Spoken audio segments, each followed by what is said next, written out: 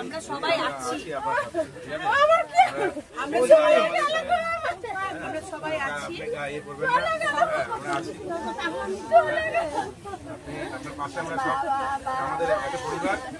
সমস্ত নেতারা আপনার বাড়িতে এসেছি আমাদের সঙ্গে সেদিন সপ্তমের দিন তাই না আমরা একসঙ্গে মাইকে বললো আমাদের পাশে ছিলেন হ্যাঁ আমাদের বিশেষ শোনা মাত্র আমি কলকাতা থেকে এসেছি এসেই শুনে এত খারাপ লাগছে যে আমাদের ছেড়ে চলে গেলেন ভাবা যায় আমি সেই সপ্তমের দিন উনি নিজে মাইকে বলছে আমাদের কথা উনি খুশি হয়েছে আমি নতুন প্রেসিডেন্ট হয়েছি দলে হ্যাঁ এর আগেও আমি নবান্ন লিখে গেছি এই বাড়ি থেকে আপনার পাশে আমরা আছি সবাই আমরা আছি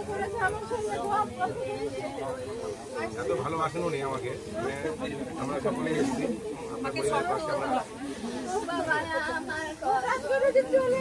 আমাদের এত কষ্ট হচ্ছে যে আমরা তখন কে পৃথিবী থেকে চলে যাবে একসাথে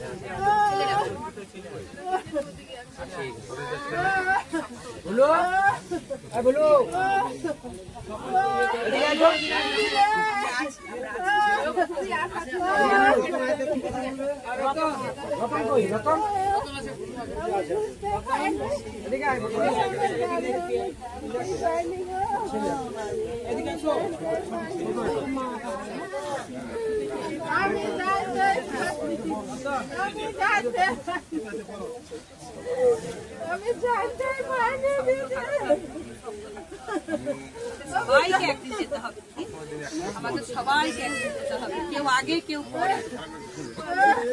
অনেক শক্ত হতে হবে তোমাদের।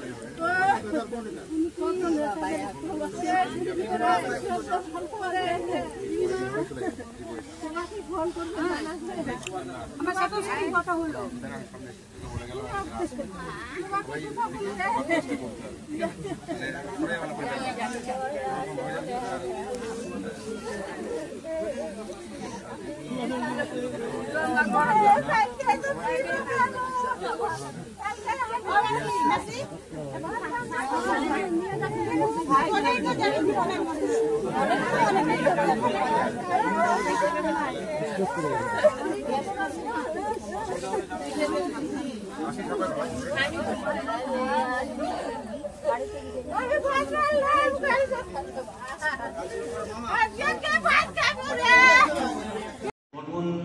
আমাদের গাজল প্রেস ক্লাবে মানে 1996 থেকে উনি যুক্ত ছিলেন এবং প্রথমে গাজল প্রেস ক্লাব থেকে গাজলিকা বলে একটি পত্রিকা বেরোত, খবরের কাগজ, তাতে তিনি ওতপ্রোতভাবে জড়িত ছিলেন এবং ভীষণ নিষ্ঠাবান, সৎ, কর্মঠ। সেই সঙ্গে গাজল সাহিত্য মঞ্চ, বয়স যদিও মাত্র কয়েক বছর, তার সঙ্গে তিনি প্রতিষ্ঠা লগ্ন থেকে যুক্ত। আমাদের সাহিত্য মঞ্চের মাসিক যে বৈঠক হয়, সাহিত্য বৈঠক, তাতে তিনি নিয়মিত আসতেন এবং শুধু নিজে কবিতা পড়তেন তা নয়, অনেককে উৎসাহ দান করে সেখানে নিয়ে আনতেন। এটা তার একটা বিশেষ গুণ। এর সঙ্গে গাজল প্রেস ক্লাবের সঙ্গে যুক্ত থাকার সুবাদে নানা রকম সংবাদ সংগ্রহের কাজ তিনি করেছেন। কিছু সংবাদ এমনও সংগ্রহ করেছেন যেগুলোকে এক্সক্লুসিভ বলা হয়, সেই এক্সক্লুসিভ নিউজ কিন্তু উনি করতেন। আর যেহেতু তার লেখার হাত কবি উনি ছিলেন, সেইভাবে তার কবিতাও মানে ভীষণ ভালো মানের, ছড়াছড়ি কবিতাগুলো বেশ ভালো মানের।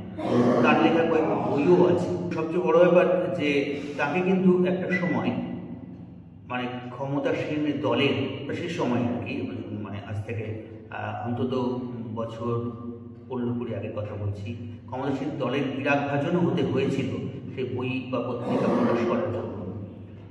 তো তার কিন্তু কিছু এসে যায়নি। তিনি নিজের কাজটুকু একদম মনোপ্রাণ দিয়ে করতেন এবং সেই জন্যই তিনি সবার কাছে অত্যন্ত জনপ্রিয় এবং প্রায় সবার সঙ্গে, মানে যাদের সঙ্গে তার পরিচিতি ছিল, সবার সঙ্গে কিন্তু কম বেশি নিয়মিত যোগাযোগ রাখতেন। এটা তার একটা মহৎ গুণ আর কি। চিঠিপত্র হয়তো উঠে গেছে, কিন্তু টেলিফোনে মানুষজনের খোঁজ খবর নেওয়া, তাদের কুশল আদান প্রদান করা, এসব কিন্তু তিনি করতেন। সেই সঙ্গে যারা নতুন লেখক তাদেরকে তিনি উৎসাহিত করতেন।